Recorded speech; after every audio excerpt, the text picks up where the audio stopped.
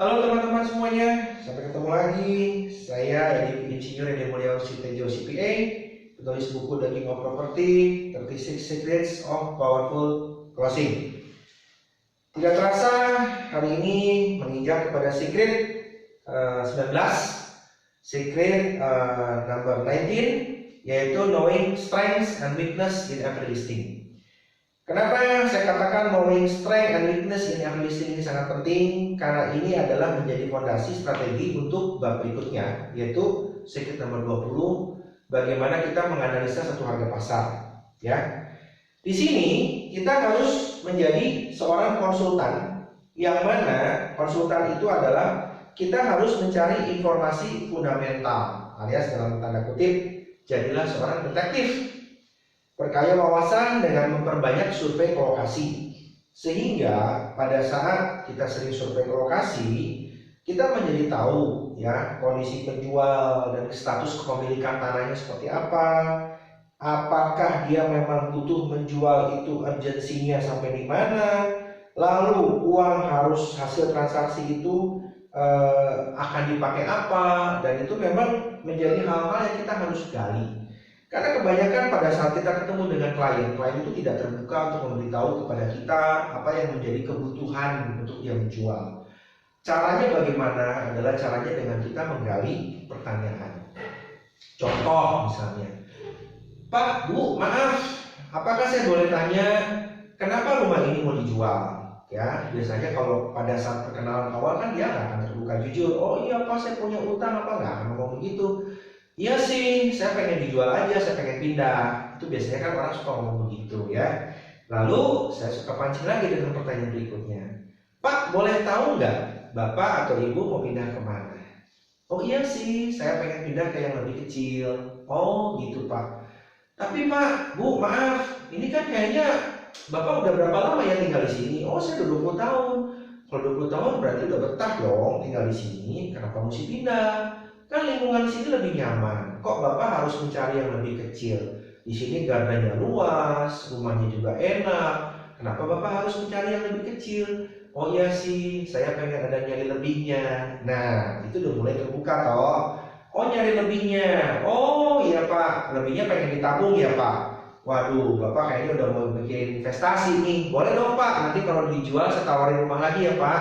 Bapak jual satu jadi 2 rumah. Oh enggak sih, saya ada keperluan buat anak saya sekolah. Nah, itu loh, dengan pertanyaan-pertanyaan seperti itu, kita tahu, oh ada keperluan buat anaknya sekolah. Oh iya Pak, boleh saya tahu Pak, Bapak anaknya yang mau sekolah yang mana? Oh itu yang besar kok, bentar lagi tahun depan kuliah. Oh iya, kuliahnya di mana Pak?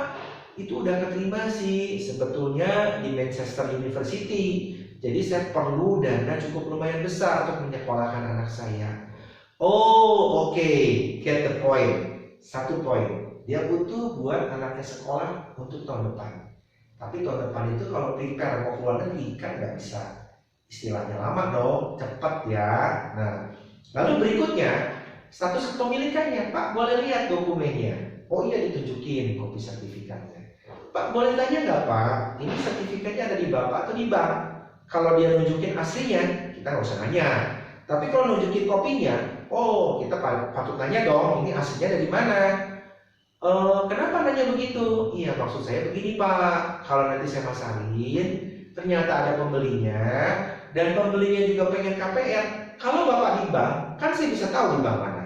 Sehingga akan saya sarankan pembelinya untuk memakai bank Bapak aja, supaya simple Pak urusannya, tinggal take over.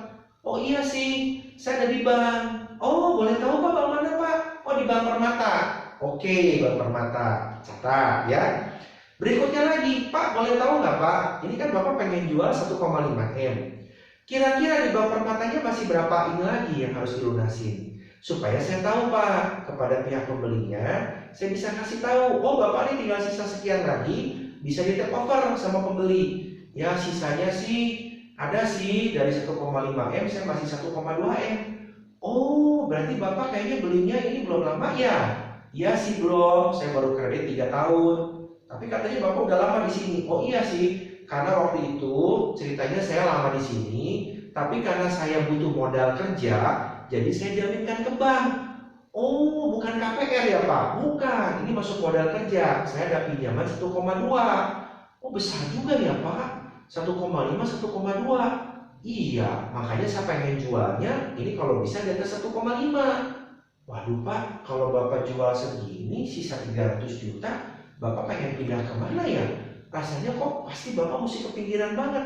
Katanya Bapak tadi perlu juga buat anak sekolah. Lalu Bapak nanti gimana? Iya sih, saya juga bingung antara kebutuhan sekolah dengan lunasi ke bank. Ya, mana sekarang usaha lagi sepi.